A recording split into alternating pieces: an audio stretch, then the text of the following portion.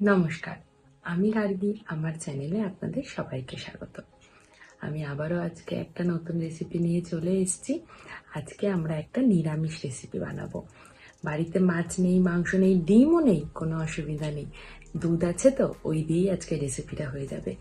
তো চলুন দেখা যাক আর রেসিপিটা শুরু করা যাক। আজকের রেসিপিটা শুরু করার জন্য আমাদের মেনলি এই জিনিসগুলো প্রয়োজন হবে। এখানে দুধ নিয়ে নিয়েছি আমি, এটা দিয়ে আমরা ছানা তৈরি করে নেব। আর গ্রেভিটার জন্য এখানে আছে টক দই, এখানে আছে তিল আর আদা কুচি, টমেটো কুচি, আর এখানে ফোড়নের জন্য গোটা গরম মশলা, আর এখানে একটুখানি ময়দা রয়েছে। আর এই গোটা গরম মশলার মধ্যে আছে হচ্ছে দারচিনি, এলাচ, লবঙ্গ, শুকনো লঙ্কা আর একটু জিরে। আমরা এখানে ছানার জন্য দুধটা গরম হতে বসিয়ে দিয়েছি। দুধটা এরকম ফুটে আসলে এর মধ্যে ভিনিগার আর জলের মিশ্রণটা দিয়ে দিলাম। আপনারা চাইলে এখানে পাতিলেবুর ব্যবহারও করতে পারেন, তাতেও ছানাটা খুব ভালোভাবে হয়ে যাবে। এবার এটাকে হালকা একটু নাড়িয়ে নেব, আস্তে আস্তে ছানাটা হয়ে যাবে। দেখুন আমাদের ছানাটা তৈরি হয়ে গেছে। এবার আমরা এটাকে ছেঁকে নিচ্ছি। খুব সাবধানে ছানাটাকে এবার ছেঁকে নিতে হবে।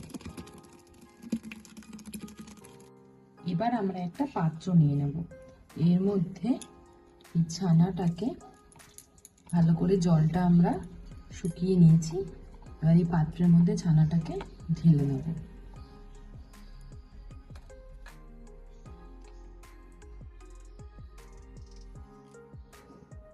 এবার এর মধ্যে 1 চামচ নুন, 1 চামচ হলুদ,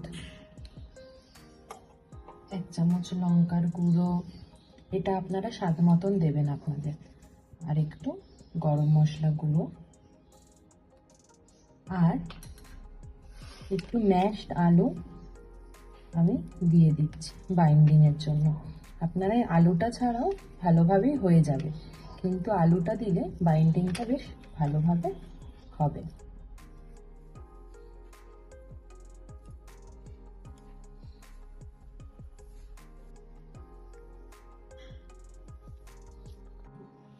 এরপরে হাতে একটু ঘি নিয়ে মাখা ডোটাকে নিয়ে কম করে ঘুরিয়ে একটা আপনাদের পছন্দ মতন শেপ দিয়ে দেবেন। দেখুন আমাদের এরকম শেপ রেডি করা হয়ে গেছে। এবার নেক্সট স্টেপের দিকে যাওয়া যাক।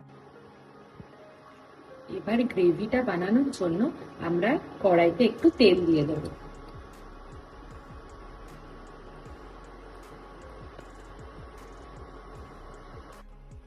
এরপরে গোটা গরম মশলাগুলো দিয়ে দেব। তারপরে আদা কুচিটা দিয়ে দিলাম, টমেটো কুচি দিয়ে দিলাম,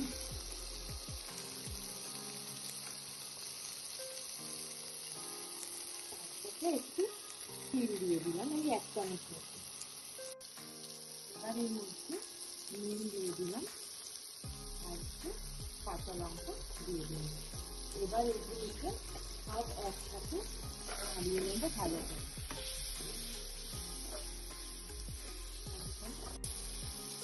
তারপরে 1 মিনিটের জন্য ঢাকা দিয়ে দিলাম। 1 মিনিট হয়ে গেলে আমরা ঢাকনাটা তুলে নেব। তো এখানে টমেটো গুলো সেদ্ধ হয়ে গেছে।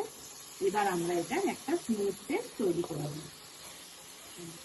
এবার ওই মশলাটার একটা স্মুথ পেস্ট তৈরি করে নিচ্ছি। এবার তেলটা গরম হয়ে গেলে আস্তে আস্তে করে কোপ্তাগুলোকে আমরা ভেজে নেব।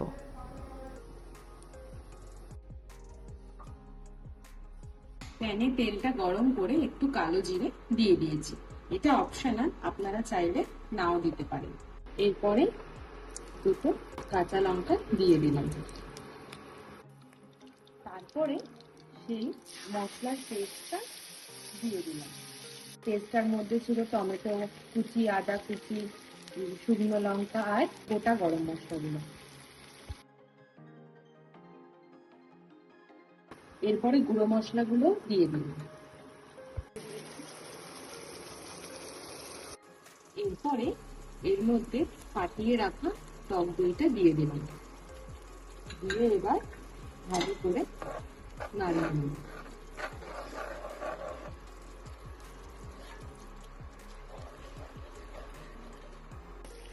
মশলাটা এরকম কষে আসলে আস্তে আস্তে আমরা কোফতাগুলো দিয়ে দেব। কোফতাগুলো দিয়ে বেশিক্ষণ নাড়ানোর দরকার নেই, কারণ কোফতাগুলো এমনিতেই খুবই নরম, তো বেশি নাড়ালে এগুলো আরো বেশি করে সেদ্ধ হয়ে অথবা ভেঙে যেতে পারে। তো এগুলো হালকার উপর দিয়ে দিয়ে একটুখানি কড়াইটাকে নাড়িয়ে